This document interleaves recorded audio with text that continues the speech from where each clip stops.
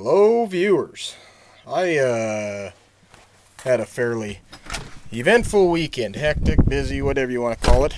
Got cattle preg tested. Ended up pretty awful good. We got, what did we do? I think we had like 4% open. So, didn't do too terrible bad at all, really.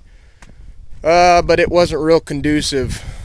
A conducive environment to getting any videos done. So, that's why I haven't had any videos up. But from here on out, we got one more set of preg testing to do on the 116 head of heifers over to Denny's. And other than that, I'm fixing corrals. I gotta eventually here, I gotta get the motor pulled back out of the Intrepid right over there.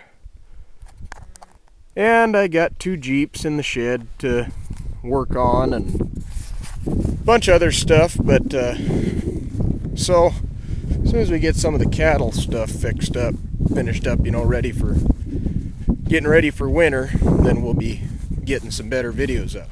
But for now, I've had a lot of requests for cold starts. Now today it's about 45 degrees, and so I got actually a handful of vehicles I got to move here. Hop the fence. Got to fire up the tractor. First thing, we got to move the tractor and the skid steer and the other tractor. Got everything done yesterday. Fired up the tractor, the 4230, and it started up, needed some ether, so I got it started up. And then, lo and behold, it just died.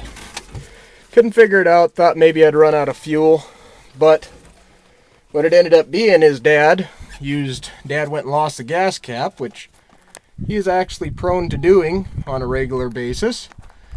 And so he stuck a rag in there. Well, we've had a really wet couple of weeks here, and so I think we got water in the fuel, so I spent the better part of an hour draining water out of the tank, changing the fuel filter and getting it primed back up and started. But we're going to see if it'll start now. I doubt it's going to do it without ether at 45 degrees or 8 degrees or whatever it is, so we'll give it a shot. Just enough to get it started. Throttle it up.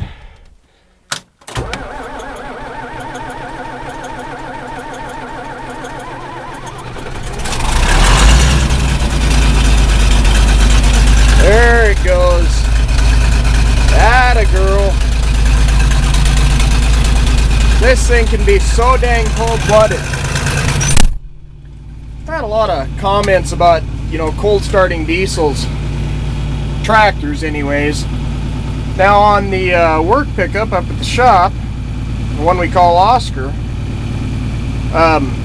we never have to use ether on that thing. It starts up. I take that back. We've had to use ether once on it. But, for a couple of weeks anyways. But we were having troubles with the glow plug relay, and once we got that fixed, boy, that thing just starts up whenever, wherever. But the tractors, we got to use ether on. Now, it's important to know when you're using ether that you have to be real careful how much you use, because what'll happen is it'll increase your compression, or not increase your compression ratio, but it's a little more volatile fuel, and so what'll happen is you can bust rods, or you can blow a hole in the piston, you can blow a head gasket, lift the head up, stretch head bolts, etc., etc. Not a real good situation. So basically, yeah, ether can be real bad, but ether also can be a necessary thing, especially where there's a lot of tractors produced like this one that, as you can see, does not have any kind of a cold start aid. This one doesn't have a grid heater, no glow plugs, nothing. Not even an ether injection port. And the 2240, all it's got is an ether injection port. And actually that tractor, we very rarely use it. We've been having a little bit of trouble starting it lately, but the injection pump has been leaking, so I got to get that fixed this winter when we we won't use that one much this winter. So anyways, yeah, you got to use ether. It's one of those necessary evils. But yeah, especially where diesel, you know, that doesn't have any cold starting aids. So let's go ahead and take this thing up to the shop, and we can come back down, get the 2240 and the skid steer, which I also have to work on because it's got a bad battery cable, which you'll experience later.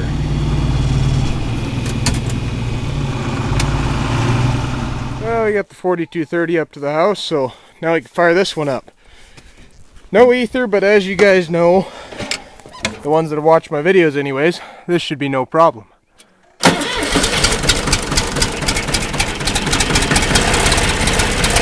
Oh yeah, like a champ always. Oh yeah, that's right, we blew a radiator or a hydraulic hose yesterday. So we got the buckets. As it's tipping down, as I lift up, it's going to tip down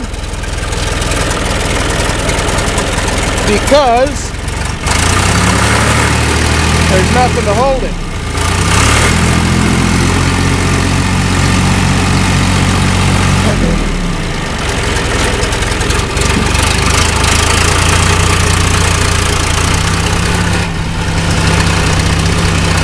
Get this one up to the shop now. And last but not least, get the skid steer moved.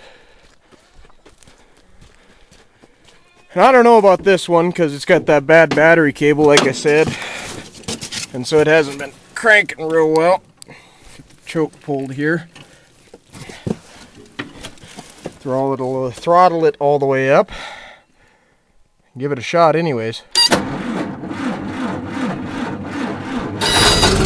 Hey! Look at that! Huh. Surprised me. We like it. To the shop! Well, there we go. Hopefully those first cold starts of the season will get you guys all amped up. But if not, then stay tuned for the next one.